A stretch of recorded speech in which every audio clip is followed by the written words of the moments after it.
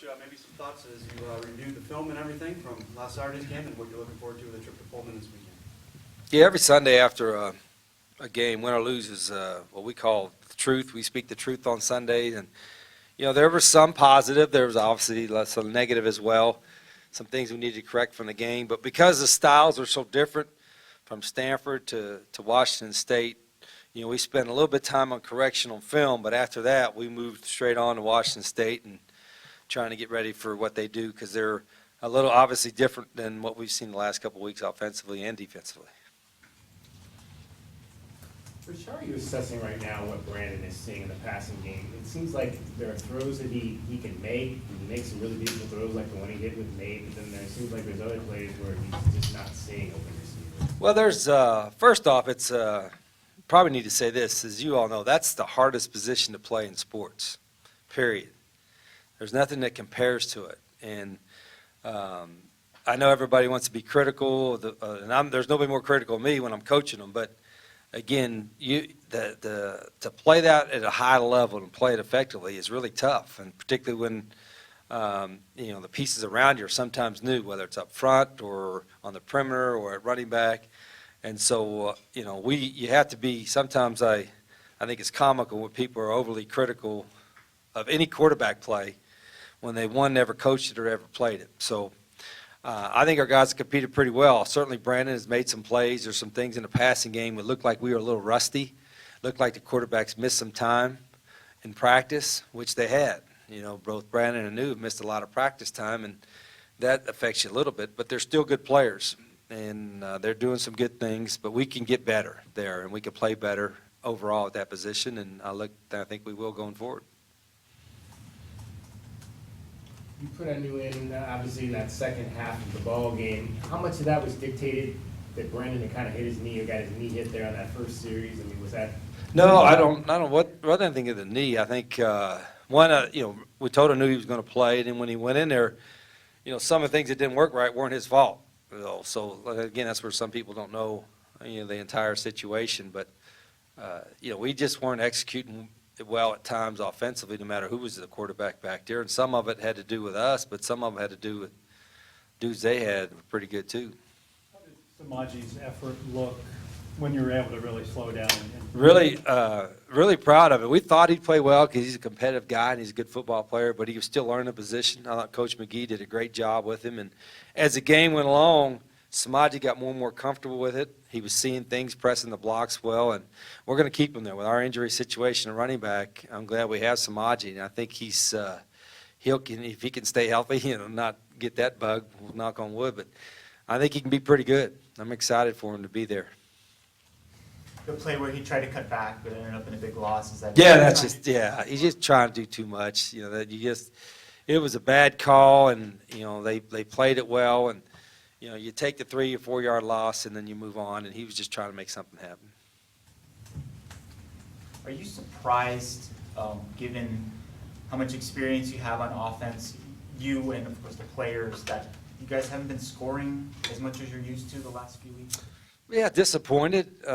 Some of it has been, we know about the quarterback situation, the last few weeks, and we know about the running back situation. So that's thrown it off a little bit. And then there's been times we've been really close, but we expect to score and move the ball, and when we haven't been able to do that at times this year, it's been disappointing. Have you ever looked at what Washington State, Mike Leach does and say, that'd be fun to try it that way? Yeah, look at everybody. I look at what they've done over the years. I mean, in the off-season, we look at what they've done, what anybody that scored a lot of points, whether it was their style or what Baylor was doing or what Alabama was doing, what anybody. That's what we do as coaches in the off-season. We'll continue to do that and do it during the season too. Like during the open date last week, I watched 3 or 4 games of opponents that we don't even play just because they scored a whole lot of points. There was for instance, Texas Tech, Oklahoma game. There's like 1 million yards and points scored. I'm like everybody else. I'm curious, like what happened? What did that do? So I watched that game to see. But you're not going to stall a whole offense. But if you get one little piece that you think you guys can execute. But as coaches, I think sometimes we do too much. We thought, oh, that looks like a good play, let's put it in, and then all of a sudden you got too much stuff and your guys have to think too much and can't execute. When it comes to styles of play, Rich, are coaches willing to try anything, or does it come down to like personal preferences, some things you just like and certain things? Yeah, I think you have to have a philosophy. I don't think you could be so hard-headed that you can't, do, the square peg, round hole thing and try to make your guys do something that they can't. But I think you also have a philosophy that this is the way we're going to approach it, and then have enough adjustments to be able to have success against any team. When you're not scoring now, everybody wants to look at, players or coaches or a combination of everything. But we go back to okay, the system's been pretty good in the past. We can score points against, I've seen every kind of defense known to mankind. So a lot of times it's just getting them in the right play and executing that play when it's called. What you've seen from Washington State, how do you assess why they're different in these last 6 games than they were in the first 2 that they lost? They're obviously playing with a lot of confidence. They're executing better. They've been able to, their one, it's a prime example. When they started off rough, they didn't abandon their system and go to something completely different. They just stuck with what they're doing and started executing better. And they got a veteran quarterback, veteran wideouts, a veteran offensive line. So, they just stuck with what they're doing, and, they started all of a sudden start clicking and playing better. How is it different, though, that air raid, now that they seem to be running the ball a little bit more than they have in the past? Well, they're running when you give them the numbers to run. I think that's the biggest, any spread offense, one of their main principles is to run and throw with the numbers. And they've been able to do that. What have you made of the secondary's progress in the past few weeks, especially now that Jace is playing more in the corner? Yeah, last week obviously was a different game because we were bringing a lot of pressure and playing the run so much because we knew that was the first thing we had to stop. And so we did a whole lot of different blitz packages, put the corners on one-on-one situations almost the entire game. So that I thought they acquitted themselves pretty well. There were a couple of plays that we gave up, but but this week's a whole little different deal. We got a different system to prepare for. And this will be as challenged as we've been from a pass defense standpoint, certainly all year. What do you tell your secondary when you got to cover the pass 50, 60 times a game? We better be in shape. That's the first thing. And I don't, you like to play a lot of guys if you could. I'm not sure we're going to be ready to do that physically. But there is, I don't think you can just show one defense and play that whole defense or expect them to be in the same coverage the whole game where they'll just eat you up. If you were commissioner of the Pac-12, would you still play 9 conference games? Would it be your preference to go to 8? Well, not to speak for our athletic department, I think if you had 8, it's a lot easier to schedule your home games and bring in a Power 5 non-conference team on a home-and-home situation and all that. But, it's been 9, it'll stay 9. And the only thing about 9 is that there's 5 on the road, 4 at home. So it's uneven every year. And not every Power 5 conference has that. So that in a championship game makes the road to the playoffs so much harder, I think, in our league than maybe others. But I think the Big Ten's going to that now. It's not that big a deal. I mean, we know what it is.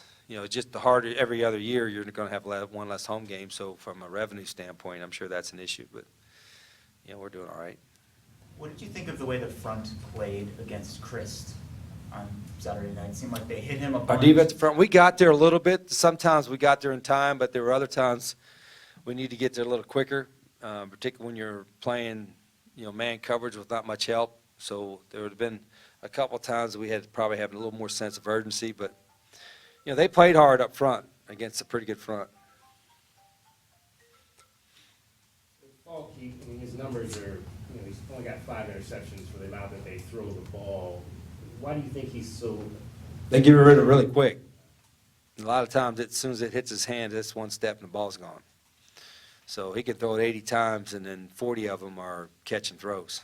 So they get rid of it. When you're in a shotgun and you get rid of it quick as he does, it's hard to get there. It seems like DeAndre Miller's had as big of an impact lately as he did early in the season. Is that because he's not 100%? Yeah, that was a big – he probably played, I don't know, 2 or 3 games at least. Certainly not 100%, and I don't know if he's still 100% right now, and if he is, it's still working your way into that. I think that's part of the, it sounds like excuses when you talk about guys being injured, but one thing that happens when you guys are injured, they miss a lot of practice time. They can do all the rehab with the strength coaches and trainers you want, but there's nothing like playing. This is a game that you have to play to get better at, and when you're injured, it's hard to get better. You know, even for a veteran guy, you miss all those live reps. So, you know, if you can stay healthy, and a veteran, whether you're a veteran guy or a rookie, the more you play, the better you get if you can stay healthy.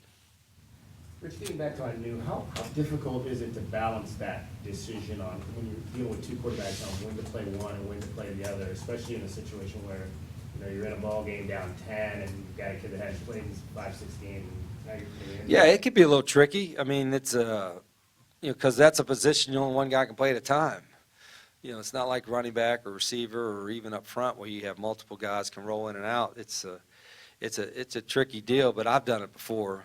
And I would hope that the way we practiced, because we roll our quarterbacks in and out of practice with the first group, which is a little bit unconventional. A lot of people will have ones take, you know, 6 reps and 2s take 3 or something like that. For us, it's even and rolling guys in and out. But, you know, if a guy's ready to play, particularly a veteran, you know, it's not as different as maybe rolling a true freshman in there.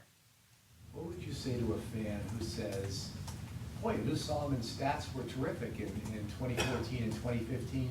He only played 1 game this year, and now he's not playing in front of a passer who only completed 5 passes last week. What would I say to the fans? Who wanted Lou Solomon in because of how well he did last time? Well, it's like saying what other people's opinion to me is none of my business. What fans' opinion is of their situation is none of my business. You know, they're entitled to their opinion. They can say what they want. I think it's come to the game, buy a ticket, come to the game, and watch it and evaluate and hang out with your buddies and give your opinion, and that's part of the game of football. I think it's great. This is a game, football. There's so much strategy, so much opinions on it. I think it makes it fun and exciting. There's, you know, it's different than watching like a golf match and it's like one guy like, oh, he shanked it, or, you know, he 4-putted. You know, what's his strategy not to 4-putt? Make it on your 3rd one. You know what I mean? Read your 3rd putt better. You know, something like that. But football is a different game. Everybody's, I mean, I'm just saying, football is like you said, if you've not played or coached the position, it's easier to be, I don't say it's easier, but you're probably, your critical assessment of the guy probably doesn't warrant as much of my attention. If Joe Montana or Tom Brady or, you know, maybe even like Matt Scott would come in and say, Coach, you know, this is what I think watching the quarterbacks. I'd sit up and say, you know what, let me think about that. I may not agree with you, but let me think about that. But Joe Blow, that up in the stands, that never played or put on the cleats or played that position, you can have your opinion. It doesn't mean you got to listen to it. Mike Leach really likes Pirates. Is there some sort of thing that, you know, like you have a specific interest that we don't know about that you might want to share? I like quarterbacks. I like coaching them. Anything else for Coach? Michael Barton got hurt in the first half, came back in, then he was out in the second. Is that a long-term? Yeah, medical report comes out on Thursday, right? Stay tuned, Mike. Just on that play where McCaffrey got out in the flat on the pass, what was the breakdown there? Somebody didn't guard him that was supposed to. That's hard to figure out. That's a pretty good assessment. Like, he was wide open. Watching that, you're probably thinking somebody probably should have been guarding him. And that would have been a 100% correct assessment. So that would have been a pretty good critical analysis right there. Yep, somebody should have guarded him, and he didn't. Dang it. Wish he would have. All right, thanks, everyone. Thank you, Coach.